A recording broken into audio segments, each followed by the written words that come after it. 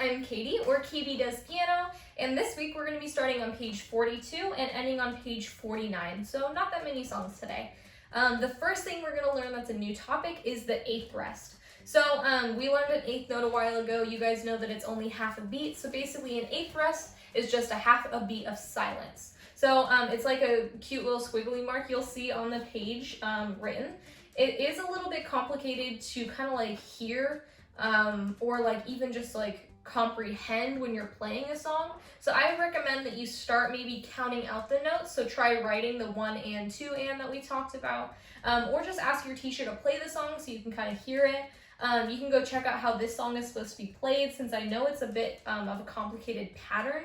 But basically eighth rest just kind of introduce new ways to play eighth note patterns and things like that, so it sounds a little bit cooler in the music. If you go ahead and turn the page, we are learning a new note, which is the dotted quarter note. So now that we know the eighth rest, that means that we can have a dotted quarter note, which is a 1.5 beats. So this is actually a really common note. This is one that you want to get really familiar with. I often like refer to it as like, maybe you're like standing on a stair and then you like skip one. So you like hold on to one for a really long time and then you really quickly jump to another note. That's kind of what it feels like to me, is it's almost like you're lagging on a note. It's like you hold on and then you jump off of it really quickly. You can go check out how this song is supposed to be played in my playlist. Since it really dotted quarter notes is more of a hearing thing, it's a little harder to count out. Although on the top of page 44, there's some rhythms here for you to practice and maybe just have your teacher like tap them out and kind of try and figure out how they're supposed to sound without playing any keys. That should kind of help you introduce to kind of new patterns and things like that.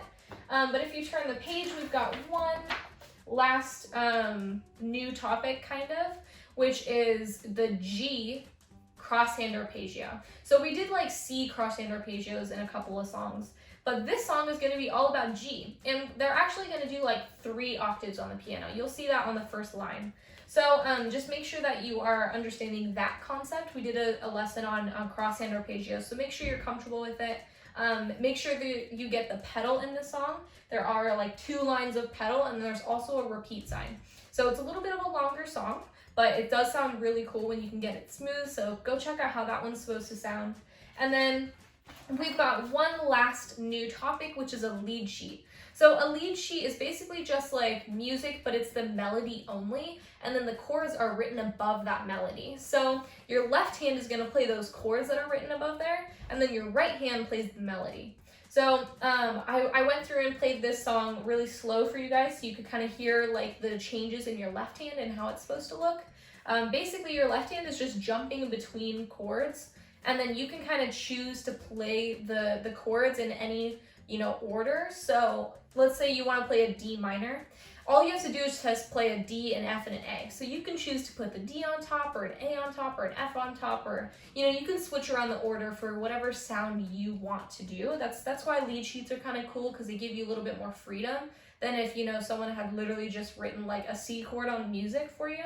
But so yeah, that's why people like them. So to recap, we learned lead sheets, and then we did an eighth rest, and then we did a dotted quarter note. So please go check out my playlist so you can hear how those guys are supposed to sound. And then I'll see you guys next time for when we are back in level 2B. We are almost done with this book, which is really exciting. So I'll see you guys then. Bye guys.